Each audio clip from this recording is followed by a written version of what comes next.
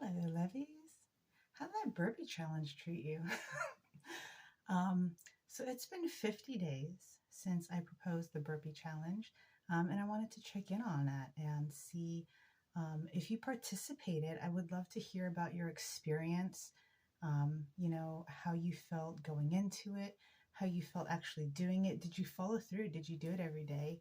Um, and most importantly, how do you feel now that it's over? I would love to hear about it. So if you did it, let me know. For me, it I went into it very excited, um, and I told myself that I was going to do that as a minimum, as I mentioned in my other video, um, but that I was also going to do a lot of other training on top of that.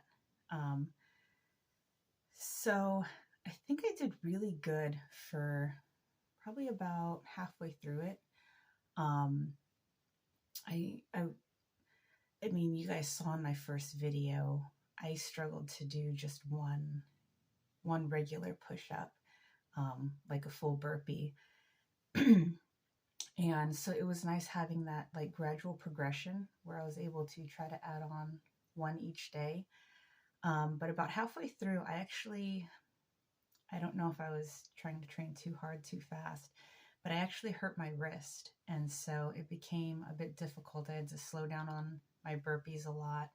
Um, on some of them, would do knuckle push-ups, which I kind of used to do anyway, so they're a bit easier for me. It's easier on the wrists.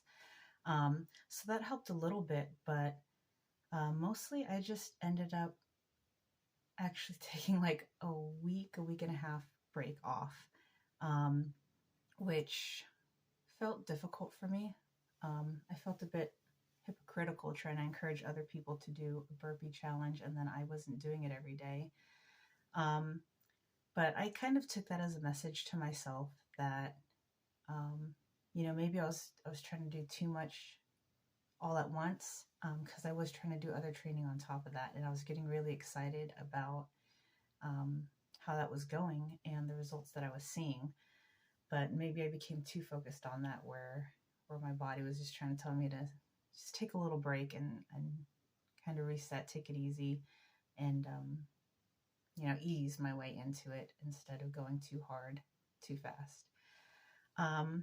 So that for me, it was interesting because it really exaggerated how, taking like a week off, when I was trying to get back to it and just resume where I was supposed to be with the burpees, it was really difficult. I mean, when I had stopped, I was able to do like maybe 10 to 12 burpees nonstop, just back to back.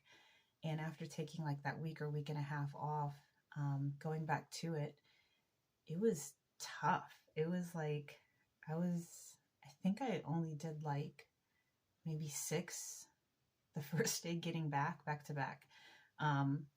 So it's crazy to just, it really exaggerated how, making seemingly small choices that, oh, 1 week off isn't that big of a deal, but it really exaggerated what a big deal that actually is. And, how my body at least responded to that break. So it kind of put into perspective for me how, um, you know, yes, if your body is hurt or, you don't want to risk injury. But if you're going to make excuses, be careful of doing that, because small choices, that can really get in the way, that can hinder you reaching your goals if you can't recognize the difference between when you need to take a break versus when you just kind of want to. So I'm working on that myself. So I also wanted to share, for anyone who's curious, I wanted to share my like exercise and nutrition plan moving forward. Previously, when I had been getting into OCRs, I had a very different plan that I followed than what I'm gonna try this time around, because my body was very different then. That was That was a few years ago. So, um, previously, I had followed a pretty strict paleo diet. I wasn't very strict on it, but I was pretty paleo based.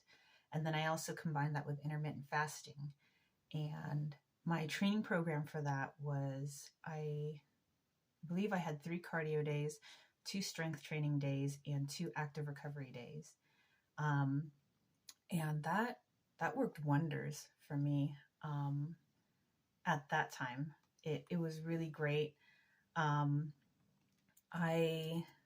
saw a lot of great results in how I felt as well as how I looked. I was reaching a lot of my goals in both of those areas.